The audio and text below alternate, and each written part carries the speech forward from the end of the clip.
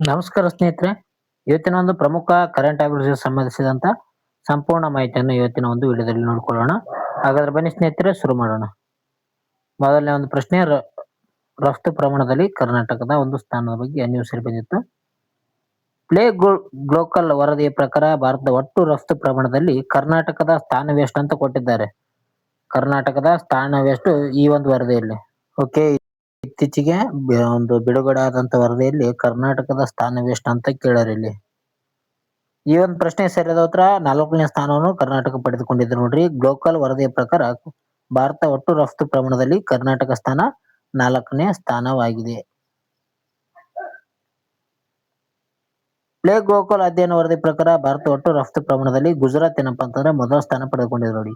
ಮೊದಲ ಸ್ಥಾನ ಯಾವ್ದಿದೆ ಅಂದ್ರೆ ಗುಜರಾತ್ ಇದೆ. ಕರ್ನಾಟಕ 4ನೇ ಸ್ಥಾನವನ್ನು ಪಡೆದುಕೊಂಡಿದೆ. ದೇಶದ ಒಟ್ಟು ಸಾಫ್ಟ್ವೇರ್ ಮತ್ತು ಸೇವೆಗಳ ರಫ್ತಿನಲ್ಲಿ 25% ಅಷ್ಟು ನಮ್ಮ ಒಂದು ಕರ್ನಾಟಕ ರಾಜ್ಯ ಪಾಲನ್ನು ಹೊಂದಿದೆ ನೋಡಿ. ಓಕೆ. ಎಷ್ಟನೇ ಸ್ಥಾನ? 4ನೇ ಸ್ಥಾನ ಪಡೆದುಕೊಂಡಿದೆ. ಕರ್ನಾಟಕ 25% ಅಷ್ಟು ಪಾಲನ್ನು ಹೊಂದಿದೆ. ಇಲ್ಲಿ ಸ್ಟ್ರಾಟಜಿಕಲಿ ಭಾರತದ ಒಂದು ಪ್ರಮುಖ ನೋಡೋದಾದ್ರೆ ಅತಿ ದೊಡ್ಡ ಪಾಲುದಾರ ಒಂದು ದೇಶ ಯಾವ್ದಪ್ಪ ಅಂತಂದ್ರೆ ಅದು ಅಮೆರಿಕ ನೋಡ್ರಿ. USA ಏನಪ್ಪಾ ಅಂತಂದ್ರೆ ಭಾರತ ಅತಿ ದೊಡ್ಡ ರಫ್ತು ಪಾಲುದಾರ ದೇಶ ಆಗಿದೆ USA.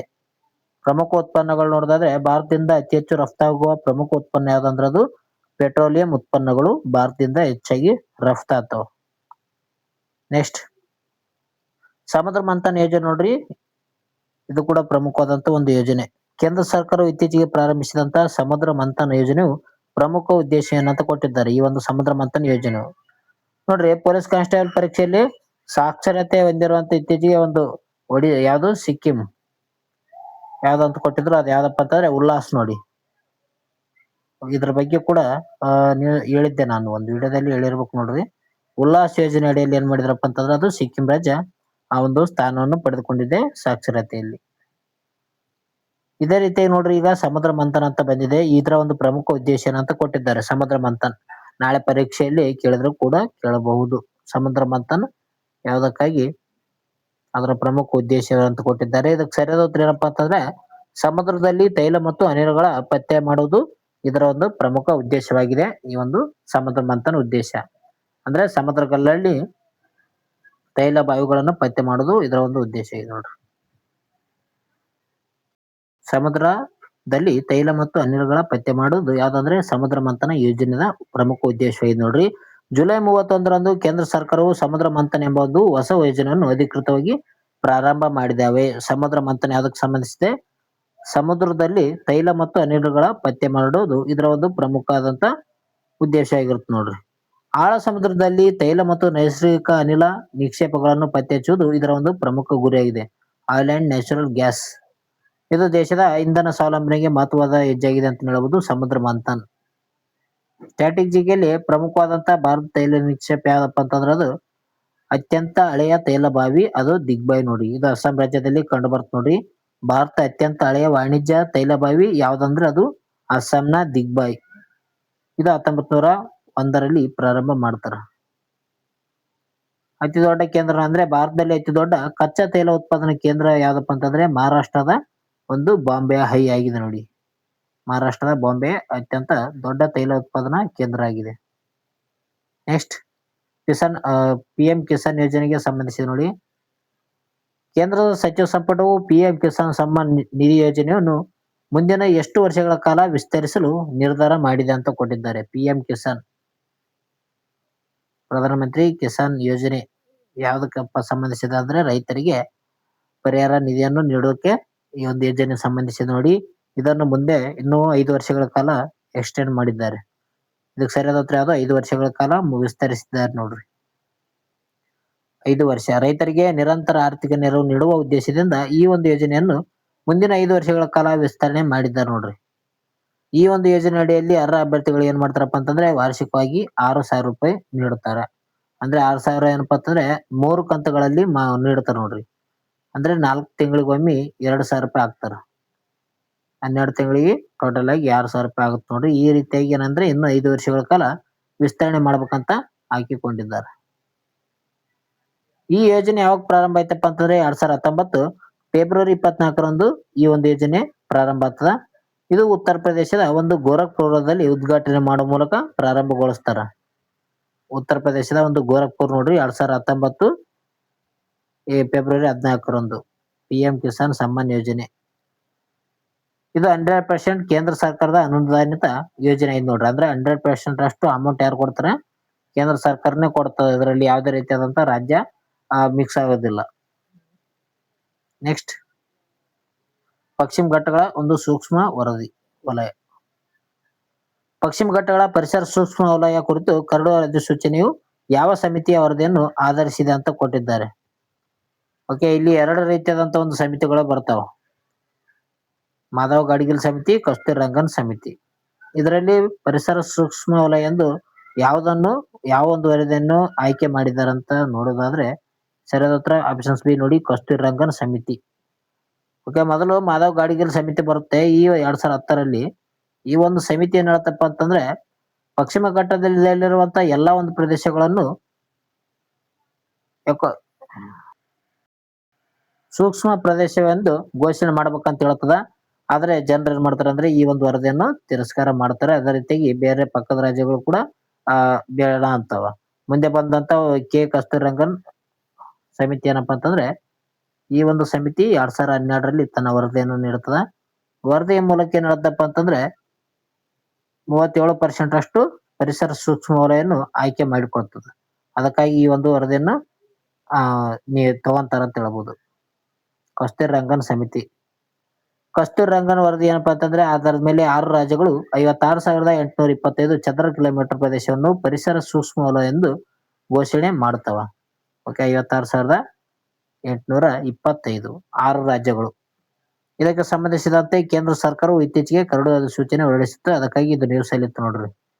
ಇದರಲ್ಲಿ ಕರ್ನಾಟಕ ಅತಿ ಹೆಚ್ಚು ಪ್ರದೇಶ ಒಳಗೊಂಡಿದೆ ಅಂತ ಹೇಳ್ಬೋದು. ಅಂದ್ರೆ 20,660 ಚದರ ಕಿಲೋಮೀಟರ್ ಅಷ್ಟು ಕರ್ನಾಟಕ ಈ ಒಂದು ಪ್ರದೇಶವನ್ನು ಒಳಗೊಂಡಿದೆ. ಪಶ್ಚಿಮ ಘಟ್ಟಗಳು ಏನಪ್ಪಾ ಅಂತಂದ್ರೆ ಒಟ್ಟು 6 ರಾಜ್ಯಗಳಲ್ಲಿ ಹರಡಿದೆ ಅಂತ ಹೇಳ್ಬೋದು. ಇದರಲ್ಲಿ ಅತಿ ಹೆಚ್ಚಾಗಿ ಕಂಡು ಬರೋದು ನಮ್ಮ ಒಂದು ಕರ್ನಾಟಕದಲ್ಲಿ ಕಂಡು ಬರ್ತದ ಪಶ್ಚಿಮ ಘಟ್ಟಗಳದ ಒಂದು ವಿಸ್ತರಣೆ. ಓಕೆ, ಅದೇ ರೀತಿಯಾಗಿ ದಕ್ಷಿಣ ಭಾರತ ಆಗಿರ್ಬೋದು ಅಥವಾ ಈ ಒಂದು ಪ್ರದೇಶದಲ್ಲಿರುವಂತಹ ಅತ್ಯಂತ ಎತ್ತರದ ಶಿಖರ ಯಾವ್ದಪ್ಪ ಅಂತಂದ್ರೆ ಅದು ಅನ್ಯಮುಡೈ. ಇದರಲ್ಲಿ ಯಾವ ರಾಜ್ಯದಲ್ಲಿದೆ? ಕೇರಳ ರಾಜ್ಯದಲ್ಲಿ ಕಂಡು ಬರ್ತ ನೋಡ್ರಿ. ಪಶ್ಚಿಮ ಘಟ್ಟಗಳು 2012ರಲ್ಲಿ ಏನಾಗುತ್ತೆ ಅಂದ್ರೆ ಯುನೆಸ್ಕೋ ವಿಶ್ವ ಪರಂಪರೆ ಪಟ್ಟಿಗೆ ಕೂಡ ಸೇರ್ಪಡೆ ಮಾಡಲಾಗುತ್ತದೆ. 2012ರಲ್ಲಿ ಪಶ್ಚಿಮ ಘಟ್ಟಗಳನ್ನು UNESCO United Nation Educational Scientific and Cultural Organisation ಅಂತ ಕರೀತೀವಿ ನೋಡ್ರಿ. ಈ ಒಂದು ಪಟ್ಟಿಗೆ ಪಶ್ಚಿಮ ಘಟ್ಟಗಳನ್ನು ಕೂಡ ಸೇರ್ಪಡೆ ಮಾಡಿದ್ದಾರೆ. ಹಂಪಿ 1986ರಲ್ಲಿ ಹಂಪಿ ಸೇರ್ಪಡೆ ಆಗ್ತದ. 1987ರಲ್ಲಿ ಪಟ್ಟದಕಲ್ಲು ಸೇರ್ಪಡೆ ಆಗ್ತದೆ. ಪಟ್ಟದಕಲ್ಲು ಕೂಡ ಸೇರ್ಪಡೆ ಆಯ್ತು ನೋಡ್ರಿ. ನೆಕ್ಸ್ಟ್, ಫೀಲ್ಡ್ ಪದಕ. ಗಣಿತಶಾಸ್ತ್ರದ ನೋಬೆಲ್ ಎಂದೇ ಕರೆಯಲ್ಪಡುವಂತ ಫೀಲ್ಡ್ ಪದಕವನ್ನು ಇತ್ತೀಚೆಗೆ ಯಾರು ಪಡೆದುಕೊಂಡಿದ್ದಾರೆ? ಫೀಲ್ಡ್ ಪದಕ. ಇದಕ್ಕೆ ಸರಿಯಾದ ಉತ್ತರ ಆಂಗ್ ವಾಂಗ್ ನೋಡ್ರಿ.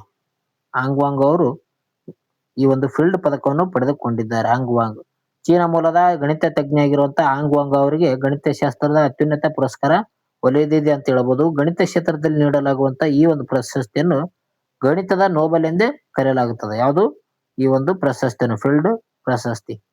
40 ವರ್ಷಕ್ಕಿಂತ ಒಳಗಿನ ಸಾಧಕರ ಗಣಿತ ತಜ್ಞರಿಗೆ ಪ್ರತಿ 4 ವರ್ಷಗಳಿಗೊಮ್ಮೆ ಈ ಒಂದು ಪ್ರಶಸ್ತಿಯನ್ನು ನೀಡಲಾಗುತ್ತದೆ. ಎಷ್ಟು ವರ್ಷಗಳಿಗೊಮ್ಮೆ? 4 ವರ್ಷಗಳಿಗೊಮ್ಮೆ ಈ ಒಂದು ಪ್ರಶಸ್ತಿಯನ್ನು ನೀಡ್ತಾರೆ ನೋಡ್ರಿ. ಫೀಲ್ಡ್ ಪದಕ ನೋಡೋದಾದ್ರೆ ಈ ಒಂದು ಪ್ರಶಸ್ತಿ 1936ರಲ್ಲಿ ಸ್ಥಾಪನೆ ಮಾಡಲಾಗುತ್ತದೆ. ಯಾವಾಗಂದ್ರೆ 1936ರಲ್ಲಿ ಇಂಟರ್ನ್ಯಾಷನಲ್ ಮ್ಯಾಥಮೆಟಿಕ್ ಯೂನಿಯನ್ ಏನ್ ಮಾಡ್ತದೆ ಅಂದ್ರೆ ಈ ಒಂದು ಪ್ರಶಸ್ತಿಯನ್ನು ಪ್ರದಾನ ಮಾಡುತ್ತದೆ. International mathematic union. ಭಾರತೀಯ ಮೂಲದ ವ್ಯಕ್ತಿ ಯಾರಪ್ಪ ಅಂತಂದ್ರೆ ಮಂಜುಳಾ ಭಾರ್ಗವ್ ಏನ್ ಮಾಡಿದ ಮತ್ತು ಅಕ್ಷಯ್ ವೆಂಕಟೇಶ್ ಅವರು ಈ ಒಂದು ಪ್ರಶಸ್ತಿಯನ್ನು ಪಡೆದುಕೊಂಡಿದ್ದಾರೆ. ಮಂಜುಳಾ ಭಾರ್ಗವ್ ಅವರು 2014ರಲ್ಲಿ ಈ ಒಂದು ಪ್ರಶಸ್ತಿಯನ್ನು ಪಡೆದುಕೊಂಡಿದ್ರೆ ನೆಕ್ಸ್ಟ್ ಅದೇ ಒಂದು 4 ವರ್ಷಗಳ ನಂತರ ನೀಡ್ತಾರಲ್ಲ 2018ರಲ್ಲಿ ಏನ್ ಮಾಡಿದಾರಪ್ಪ ಅಂತಂದ್ರೆ ಅಕ್ಷಯ್ ವೆಂಕಟೇಶ್ ಅವರು ಭಾರತ ಮೂಲದ ವ್ಯಕ್ತಿಯಾಗಿದ್ದಾರೆ. ಇವರು ಕೂಡ ಈ ಒಂದು ಪ್ರಶಸ್ತಿಯನ್ನು ಪಡೆದುಕೊಂಡಿದ್ದಾರೆ ನೋಡ್ರಿ. ಈ ಒಂದು ಪ್ರಶಸ್ತಿ 4 ವರ್ಷಗಳಿಗೊಮ್ಮೆ ನೀಡ್ತಾರ. ನೆಕ್ಸ್ಟ್, ಭಾರತೀಯ ನೌಕಾಪಡೆಯ ನೂತನ ಉಪಮುಖ್ಯಸ್ಥರಾಗಿ ಯಾರು ಅಧಿಕಾರ ಸ್ವೀಕರಿಸಿದ್ದಾರೆ? Deputy chief of novel staff. ಇದಕ್ಕೆ ಸರಿಯಾದ ಉತ್ತರ PN ಪ್ರಮೋದ್ ಅಂತ ಹೇಳ್ತೀವಿ. ಇವರು ಇತ್ತೀಚೆಗೆ ಏನಪ್ಪಾ ಅಂತಂದ್ರೆ ಭಾರತೀಯ ನೌಕಾಪಡೆಯ ನೂತನ ಉಪ ಮುಖ್ಯಸ್ಥರಾಗಿ ಸೇರ್ಪಡೆ ಆಗಿದ್ದಾರೆ. PN Pramod, wise admiral PN Pramod ಅವರು ಏನ್ ಮಾಡಿದ್ದಾರೆ ಅಂದ್ರೆ ನೌಕಾಪಡೆಯ ಉಪ ಮುಖ್ಯಸ್ಥರಾಗಿ ಅಧಿಕಾರ ವಹಿಸಿಕೊಂಡಿದ್ದಾರೆ. ಇವರು ಭಾರತೀಯ ಸೇನೆಯ ನಡೆಸಿದಂತ ಆಪರೇಷನ್ ವಿಜಯ್ ಕಾರ್ಯಾಚರಣೆಯಲ್ಲಿ ಭಾಗಿ ಕೂಡ ಆಗಿರುತ್ತಾರೆ. ಕಾರ್ಗಿಲ್ ಯುದ್ಧ ಆದಂತ ಸಮಯದಲ್ಲಿ 1999ರಲ್ಲಿ ಕಾರ್ಗಿಲ್ ಯುದ್ಧ ಆದ ಸಮಯದಲ್ಲಿ ಏನಪ್ಪಾ ಅಂತಂದ್ರೆ ಆಪರೇಷನ್ ವಿಜಯ್ ಎಂಬ ಒಂದು ಕಾರ್ಯಾಚರಣೆಯಲ್ಲಿ ಇವರು ಕೂಡ PN ಪ್ರಮೋದ್ ಅವರು ಭಾಗಿಯಾಗಿರ್ತಾರೆ ನೋಡ್ರಿ. ಆಪರೇಷನ್ ಪರಾಕ್ರಮ್ನಂತ ಒಂದು ಪ್ರಮುಖ ಮಿಲಿಟರಿ ಕಾರ್ಯಾಚರಣೆಗಳಲ್ಲೂ ಕೂಡ ಇವರು ಪಾತ್ರ ವಹಿಸಿದ್ದಾರೆ. ನೌಕಾಪಡೆ ನೋಡೋದಾದ್ರೆ ಪ್ರತಿ ವರ್ಷ ಡಿಸೆಂಬರ್ 4ರಂದು ಏನ್ ಮಾಡ್ತೀವಿ ನೌಕಾಪಡೆ ದಿನವನ್ನಾಗಿ ಆಚರಣೆ ಮಾಡುತ್ತೇವೆ. 1971ರಲ್ಲಿ ಆಪರೇಷನ್ ಟೆಂಡ್ರೆಡ್ ನೆನಪಿಗಾಗಿ ಈ ಒಂದು ನೌಕಾಪಡೆ ದಿನವನ್ನಾಗಿ ಆಚರಣೆ ಮಾಡ್ತಾರೆ ನೋಡ್ರಿ. ಡಿಸೆಂಬರ್ 4ನೇ ತಾರೀಕು ಏನ್ ಮಾಡ್ತಾರೆ ನೌಕಾಪಡೆ ದಿನಾಚರಣೆ ಮಾಡುತ್ತಾರೆ. ಭಾರತೀಯ ನೌಕಾಪಡೆಯ ಪ್ರಸ್ತುತ ಮುಖ್ಯಸ್ಥರು ದಿನೇಶ್ ಕೆ ತ್ರಿಪಾಠಿ ಅವರು ಇದ್ದಾರೆ ನೋಡ್ರಿ. ನೆಕ್ಸ್ಟ್, ಭಾರತೀಯ ಭೂ ವೈಜ್ಞಾನಿಕ ಸರ್ವೇಕ್ಷಣಾ ಸಂಸ್ಥೆಯು 176 ವರ್ಷಗಳ ಇತಿಹಾಸದಲ್ಲಿ ಪ್ರಥಮ ಮಹಿಳಾ ಡೈರೆಕ್ಟರ್ ಜನರಲ್ ಆಗಿ ಯಾರು ನೇಮಕಗೊಂಡಿದ್ದಾರೆ? ಜಿಯೋಲಾಜಿಕಲ್ ಸರ್ವೆ ಆಫ್ ಇಂಡಿಯಾದ ಒಂದು ಡೈರೆಕ್ಟರ್ ಜನರಲ್ ಆಗಿ ಯಾರು ನೇಮಕಗೊಂಡಿದ್ದಾರೆ ಅಂತ ಕೊಟ್ಟಿದ್ದಾರೆ. ಈ ಒಂದು ಪ್ರಶ್ನೆಗೆ ಸರಿಯಾದ ಉತ್ತರ ವರ್ಷ ಅಶೋಕ್ ಆಂಗ್ಲವೇ ಅವರು ಆಗಿದ್ದಾರೆ ನೋಡ್ರಿ. ವರ್ಷ ಅಶೋಕ್ ಅವರು. ಓಕೆ, ಈ ಒಂದು ಸಂಸ್ಥೆ ಇತಿಹಾಸದಲ್ಲಿ ಇದೇ ಮೊದಲ ಬಾರಿಗೆ ಮಹಿಳೆ ಒಬ್ಬರು ಮಹಾನಿರ್ದೇಶಕರಾಗಿ ಹುದ್ದೆಗೆ ಏರಿದ್ದಾರೆ ಅಂತ ಹೇಳ್ಬೋದು. ಇವರು ಭೂಗರ್ಭಶಾಸ್ತ್ರ ಮತ್ತು ಖನಿಜ ಅನ್ವೇಷಣೆಯಲ್ಲಿ ದಶಕಗಳ ಕಾಲ ಅಪಾರವಾದಂತ ಅನುಭವ ಹೊಂದಿದಂತ ವ್ಯಕ್ತಿಯಾಗಿದ್ದಾರೆ ನೋಡ್ರಿ. ಮಹಿಳಾ ಸಬಲೀಕರಣ ದೃಷ್ಟಿಯಿಂದ ಇದು ರಾಷ್ಟ್ರ ಮಟ್ಟದ ಪ್ರಮುಖ ನೇಮಕಾತಿ ಆಗಿದೆ. ಭಾರತೀಯ ಭೂವೈಜ್ಞಾನಿಕ ಸರ್ವೇಕ್ಷಣಾ ಸಂಸ್ಥೆ ಅಂತ ಹೇಳ್ತೀವಿ. ಜಿಯೋಗ್ರಾಫಿಕಲ್ ಸರ್ವೆ ಆಫ್ ಇಂಡಿಯಾ ಇದು ಯಾವಾಗ ಸ್ಥಾಪನೆ ಆಯ್ತಪ್ಪ ಅಂತಂದ್ರೆ 1951ರಲ್ಲಿ ಇದೊಂದು ಸ್ಥಾಪನೆ ಆಗುತ್ತದೆ ಈ ಸಂಸ್ಥೆ. ಇದರ ಒಂದು ಪ್ರಮುಖ ಕೇಂದ್ರ ಕಚೇರಿ ಎಲ್ಲಿ ಕಂಡು ಬರ್ತದೆ ಅಂದ್ರೆ ಪಶ್ಚಿಮ ಬಂಗಾಳದ ಕೋಲ್ಕತ್ತಾದಲ್ಲಿ ಇದರ ಪ್ರಮುಖ ಕೇಂದ್ರ ಕಚೇರಿ ಕಂಡು ಬರ್ತದೆ ನೋಡ್ರಿ. ಗಣಿ ಸಚಿವಾಲಯದ ಅಡಿಯಲ್ಲಿ ಇದು ಕಾರ್ಯನಿರ್ವಹಿಸ್ತದೆ. ಯಾವ ಸಚಿವಾಲಯದಲ್ಲಿ ಇದು ಕಾರ್ಯನಿರ್ವಹಿಸ್ತದೆ ಅಂದ್ರೆ ಗಣಿ ಸಚಿವಾಲಯದಲ್ಲಿ ಕಾರ್ಯನಿರ್ವಹಿಸ್ತದೆ. ನೆಕ್ಸ್ಟ್, ಎಲೆ ವಿಶ್ವವಿದ್ಯಾಲಯ ಬಿಡುಗಡೆ ಮಾಡಿದಂತ ಇತ್ತೀಚಿನ ಪರಿಸರ ಸಾಧನೆ ಸೂಚ್ಯಂಕದಲ್ಲಿ 177ನೇ ದೇಶಗಳ ಪೈಕಿ ಭಾರತ ಸ್ಥಾನ ಎಷ್ಟಂತ ಕೊಟ್ಟಿದ್ದಾರೆ ನೋಡ್ರಿ. ಇಲ್ಲಿ ಟೋಟಲ್ ಆಗಿ 177 ದೇಶಗಳಾವು ಈ ಒಂದು ವರದಿಯಲ್ಲಿ. ಪರಿಸರ ಸಾಧನೆ ಸೂಚ್ಯಂಕದಲ್ಲಿ 177 ದೇಶಗಳಲ್ಲಿ ಭಾರತದ ಸ್ಥಾನ ಎಷ್ಟಂತ ಕೊಟ್ಟಿದ್ದಾರೆ ನೋಡ್ರಿ. ಇದಕ್ಕೆ ಸರಿಯಾದ ಉತ್ತರ ಏನಪ್ಪಾ ಅಂತಂದ್ರೆ ಆಪ್ಷನ್ ಸಿ ನೋಡಿ, 176ನೇ ಸ್ಥಾನ ಪಡೆದುಕೊಂಡಿದೆ. ಭಾರತ 176ನೇ ಸ್ಥಾನ ಪಡೆಯುವ ಮೂಲಕ ಅತ್ಯಂತ ಕಳಪೆ ಮಟ್ಟದ ಸಾಧನೆ ಆಗಿದೆ ಅಂತ ಹೇಳಬಹುದು. ಇದು ಪರಿಸರ ಸಾಧನೆ ಸೂಚ್ಯಂಕದಲ್ಲಿ. ಈ ಒಂದು ಸೂಚ್ಯಂಕದಲ್ಲಿ ಭಾರತ ಅತ್ಯಂತ ಕಳಪೆ ಮಟ್ಟ ಅಂದ್ರೆ 176ನೇ ಸ್ಥಾನ ಪಡೆದುಕೊಂಡಿದೆ ಅಂತ ಹೇಳ್ಬಹುದು. ಭಾರತ ಸರ್ಕಾರವು ಈ ಒಂದು ವರದಿಯನ್ನು ಸಂಪೂರ್ಣವಾಗಿ ತಿರಸ್ಕಾರ ಮಾಡಿದೆ. ವರದಿಯಲ್ಲಿ ಬಳಸಲಾದಂತಹ ಮಾಪನಗಳು ಮಾನದಂಡಗಳು ಅವೈಜ್ಞಾನಿಕವಾಗಿವೆ ಎಂದು ಭಾರತ ಆಕ್ಷೇಪ ವ್ಯಕ್ತಪಡಿಸಿದೆ ನೋಡಿ. 176ನೇ ಸ್ಥಾನ ಭಾರತ ಪಡೆದುಕೊಂಡಿದೆ ನೋಡಿ. ವಿಶ್ವ ಪರಿಸರ ದಿನ ಆಚರಣೆ ಮಾಡ್ತೀವಿ ನೋಡ್ರಿ. ಪರಿಸರ ಸಂರಕ್ಷಣೆ ಜಾಗೃತಿ ಮಾಡಲು ಪ್ರತಿ ವರ್ಷ ಜೂನ್ 5ನೇ ತಾರೀಕು ವಿಶ್ವ ಪರಿಸರ ದಿನವನ್ನಾಗಿ ಆಚರಣೆ ಮಾಡ್ತೀವಿ. ಹಾಗಾದ್ರೆ ವಿಶ್ವ ಪರಿಸರ ದಿನದ ಒಂದು 2026ರ ಥೀಮ್ ಏನಂತ ನೀವು ಕಮೆಂಟ್ ಮಾಡಿ. ಥೀಮ್ ಓಕೆ, UNEP ಅಂತ ಹೇಳ್ತೀವಿ ನೋಡ್ರಿ, ಯುನೈಟೆಡ್ ನೇಷನ್ ಎನ್ವೈರನ್ಮೆಂಟ್ ಪ್ರೋಗ್ರಾಮ್. ವಿಶ್ವಸಂಸ್ಥೆಯ ಪರಿಸರ ಕಾರ್ಯಕ್ರಮದ ಕೇಂದ್ರ ಕಚೇರಿ ಕೀನ್ಯಾದ ನೈರೋಬಿಯಲ್ಲಿ ಕಂಡು ಬರ್ತದೆ. ನೈರೋಬಿ. ಕೊನೆಯದಾಗಿ ಒನ್ಲೈನರ್ಸ್ ನೋಡ್ರಿ. ಶಿವರಾಮ್ ಕಾರಂತ್ ಪ್ರಶಸ್ತಿ ಇದು ಕೂಡ ಪ್ರಮುಖವಾಗಿದೆ. ನೆಕ್ಸ್ಟ್ ವಿಡಿಯೋದಲ್ಲಿ ಇದರ ಬಗ್ಗೆ ತರೋಣ. ಶಿವರಾಮ್ ಕಾರಂತ್ ಪ್ರಶಸ್ತಿಯನ್ನು ಕೂಡ ಕೊಟ್ಟಿದ್ದಾರೆ ನೋಡ್ರಿ. ಮುಂದಿನ ಒಂದು ಪರೀಕ್ಷೆಯಲ್ಲಿ ಕೇಳುವಂತ ಸಾಧ್ಯತೆ ಇರೋದ ಮೇನ್ ಟಾಪಿಕ್ ಇದು. ಹಿರಿಯ ವಿದ್ವಾಂಸ ಆಗಿರುವಂತ ಕಾಳಂಜೆ ವಸಂತ್ ಕುಮಾರ್ ಮತ್ತು ಕಿರುತೆ ನಿರ್ದೇಶಕ ನಟ ಆಗಿರುವಂತ ಸೀತಾರಾಮ್ ರವರಿಗೆ ನಿರ್ದೇಶನ TN ಸೀತಾರಾಮ್ ಅವರಿಗೆ ಏನಪ್ಪಾ ಅಂತಂದ್ರೆ ಈ ಒಂದು ಪ್ರಶಸ್ತಿ ನೀಡಲಾಗಿದೆ ನೋಡ್ರಿ. ಮಾವಿನ ಹಣ್ಣು ರಫ್ತು. ಕೋಲಾರ ಜಿಲ್ಲೆಯ ಒಂದು ಪ್ರಸಿದ್ಧ ನೀಲಂ ಮತ್ತು ತೋತಾಪುರಿ ಮಾವನ್ನು ಇದೇ ಮೊದಲ ಬಾರಿಗೆ ಮಾಲ್ಡೀವ್ಸ್ಗೆ ರಫ್ತು ಮಾಡಲಾಗುತ್ತಿದೆ. ತೋತಾಪುರಿ ಮತ್ತು ನೀಲಂ ಎಂಬುದು ಏನಪ್ಪಾ ಅಂತಂದ್ರೆ ಒಂದು ಮಾವಿನ ಹಣ್ಣ ಇದು ನೋಡ್ರಿ. ಇದನ್ನು ಮಾಲ್ಡೀವ್ಸ್ಗೆ ರಫ್ತು ಮಾಡ್ತಿದ್ದಾರೆ. ತೇಲ್ವಾ ಸರೋವರ ಜಲಾಶಯಗಳಲ್ಲಿ ಫ್ಲೋಟಿಂಗ್ ಸೋಲಾರ್ ಯೋಜನೆಗಳನ್ನು ಉತ್ತೇಜಿಸಲು PM ಸೂರ್ಯಘರ್ ಸರೋವರ ಯೋಜನೆ ಅನುಮೋದನೆ ನೀಡಲಾಗಿದೆ. PM ಸೂರ್ಯಘರ್ ಸರೋವರ ಅಂತ ಹೇಳ್ತೀವಿ. ಇದು ತೇಲ್ವಾ ಒಂದು ಸೋಲಾರ್ ಆಗಿರುತ್ತೆ ನೋಡ್ರಿ. ಸಂಪತ್ ಪೋರ್ಟಲ್ ಸರ್ಕಾರಿ ಆಸ್ತಿಗಳ ಡಿಜಿಟಲ್ ನಿರ್ವಹಣೆಗಾಗಿ ಕೇರಳ ಸರ್ಕಾರ ಏನ್ ಮಾಡಿದೆ ಅಂದ್ರೆ ಇತ್ತೀಚೆಗೆ ಸಂಪತ್ ಪೋರ್ಟಲ್ ಅನ್ನು ಆರಂಭ ಮಾಡಿದೆ. ಜೊತೆಗೆ ರಾಷ್ಟ್ರಪತಿಗಳ ಉಡುಗೊರೆ ಹರಾಜಿಗೆ ಈ ಒಂದು ಉಪಹಾರ್ ಪೋರ್ಟಲ್ ಅನ್ನು ಕೂಡ ಶುರು ಮಾಡಿದೆ ನೋಡಿ. ಈ ಉಪಹಾರ್ ಪೋರ್ಟಲ್ ಯಾವುದಕ್ಕೆ? ರಾಷ್ಟ್ರಪತಿಗಳ ಉಡುಗೊರೆಯನ್ನು ಹರಾಜು ಮಾಡಕ್ಕೆ. ನೆಕ್ಸ್ಟ್ ಕಾಮನ್ವೆಲ್ತ್ ಟಿ20 ಅಂತ ಹೇಳ್ತೀವಿ. ನವದೆಹಲಿಯಲ್ಲಿ ನಡೆದಂತ 2026ರ ಕಾಮನ್ವೆಲ್ತ್ ಗೇಮ್ಸ್ ನಲ್ಲಿ ಟೇಬಲ್ ಟೆನ್ನಿಸ್ ಟೂರ್ನಮೆಂಟ್ ನಲ್ಲಿ ಚಾಂಪಿಯನ್ಶಿಪ್ ನಲ್ಲಿ ಭಾರತ ಪುರುಷರ ಒಂದು ತಂಡ ಏನಪ್ಪಾ ಅಂತಂದ್ರೆ ಮಲೇಷಿಯಾ ಒಂದು ತಂಡವನ್ನು ಸೋಲಿಸಿ ಪ್ರಶಸ್ತಿಯನ್ನು ಪಡೆದುಕೊಂಡಿದೆ. ಇವತ್ತಿನ ಏನಪ್ಪಾ ಅಂತಂದ್ರೆ ಪ್ರಮುಖ ಮಾಹಿತಿಗಳು ಇವಾಗಿತ್ತು ಅಂತ ಹೇಳ್ಬೋದು. ಈ ಒಂದು ವಿಡಿಯೋನ ಇಷ್ಟ ಆಯ್ತಪ್ಪ ಅಂತ ಲೈಕ್ ಕೊಡಿ ಸ್ನೇಹಿತರೆ. ಅದೇ ರೀತಿಯಾಗಿ ಇನ್ನೂ ಹೆಚ್ಚಿನ ಮಾಹಿತಿ ಬೇಕಾದ್ರೆ ಅಂತಂದ್ರೆ ನಮ್ಮ ಚಾನಲ್ಗೆ ಸಬ್ಸ್ಕ್ರೈಬ್ ಆಗಿ. ಓಕೆ, ಪರೀಕ್ಷೆಯಲ್ಲಿ ಯಾವ ರೀತಿಯಾಗಿ ಏನು ಕೇಳ್ತಾರಲ್ಲ ಅದರ ಮೇಲೆ ಏನಪ್ಪಾ ಅಂತಂದ್ರೆ ಸಬ್ಜೆಕ್ಟ್ ವೈಸ್ ಏನ್ ಮಾಡಪ್ಪ ಅಂತಂದ್ರೆ ಕ್ಲಾಸ್ ಮಾಡೋಣ. ಓಕೆ, ಸಬ್ಜೆಕ್ಟ್ ವೈಸ್ ಕ್ಲಾಸ್ ಮಾಡೋಣ ಈಗ. ಓಕೆ, ಈ ಒಂದು ವಿಡಿಯೋ ಇಷ್ಟ ಆಯ್ತು ಅಂದ್ರೆ ಲೈಕ್ ಮಾಡಿ, ಶೇರ್ ಮಾಡಿ, ಸಬ್ಸ್ಕ್ರೈಬ್ ಮಾಡಿ. ಮುಂದೆ ಬರುವಂತ ಒಂದು ವಿಡಿಯೋಗಳಿಗೆ ನಮ್ಮೊಂದು ನೋಟಿಫಿಕೇಶನ್ ಮೂಲಕ ನಿಮ್ಗೆ ಬರುತ್ತದೆ. Okay friends, take care, by. ಮುಂದಿನ ವಿಡಿಯೋದಲ್ಲಿ ಸಿಗೋಣ. Take care, by. ಪರೀಕ್ಷೆಯಲ್ಲಿ ಕೇಳಿರ್ತಾರಲ್ಲ ಆ ಕ್ವಶನ್ ಪ್ರಕಾರ ಈ ಒಂದು ಕ್ವಶನ್ ಕೇಳಿದ್ದಾರೆ ಅಂತ ತಿಳ್ಕೊಳ್ಳೋಣ. ಕರ್ನಾಟಕ ಬೇಡ, ಇತಿಹಾಸದಲ್ಲಿ ವಿಜಯನಗರ ಸಾಮ್ರಾಜ್ಯದ ಒಂದು ರಾಜಧಾನಿ ಯಾವ್ದಂತ ಕೇಳ್ತಾರೆ. ವಿಜಯನಗರ. ಓಕೆ, ಹಂಪಿ ಅಂತ ನಾವ್ ಹೇಳ್ತೀವಿ. ಈಗ ಏನ್ ಮಾಡಪ್ಪ ಅಂತಂದ್ರೆ ನಾವು ಈ ಒಂದು ವಿಜಯನಗರ ಸಾಮ್ರಾಜ್ಯದ ಒಂದು ಚಾಪ್ಟರ್ ವೈಸ್ ಕ್ವಶನ್ ಅನ್ನ ಬಿಡಿಸ್ಬೇಕು. ಈ ರೀತಿಯಾಗಿ ಬಿಡಿಸಂಬ್ರಿ. ಓಕೆ, ಅದು ಕೂಡ ನಿಮಗೂ ಕೂಡ ಹೆಲ್ಪ್ ಆಗುತ್ತಾ. ಬಹಳ ಇಂಪಾರ್ಟೆಂಟ್ ಆದಂತ ಒಂದು ಚಾಪ್ಟರ್ ಇರ್ತದೆ ನೋಡ್ರಿ. ಯಾಕಪ್ಪ ಅಂತಂದ್ರೆ ಇಲ್ಲಿ ಕೃಷ್ಣದೇವರಾಯ ಬರ್ತಾನೆ, ಅಮುಕ್ತ ಮೌಲ್ಯ ಎಂಬ ಒಂದು ಕೃತಿ ಬರೀತಾನೆ. ಓಕೆ, ಅದೇ ರೀತಿಯಾಗಿ ಕೇಳಿದ್ರು ನೋಡ್ರಿ, ಪ್ರಶ್ನೆ ಕೂಡ ಕೇಳಿದ್ರು. ಕೃಷ್ಣದೇವರಾಯ ಸಂಗೀತ ಎಂಬ ಒಂದು ಯಾವ್ದೋ ಒಂದು ಪ್ರಶ್ನೆ ಕೇಳಿದ್ರು. ಯಾರಿಗಿಟ್ಟಿದ ಕರಿತೇನಂತ, ಅದು ಅಲ್ಲಾಸಿ ಪೆದ್ದಣ್ಣಿಗೆ ಅಂತ ಹೇಳ್ಬೋದು ನೋಡ್ರಿ.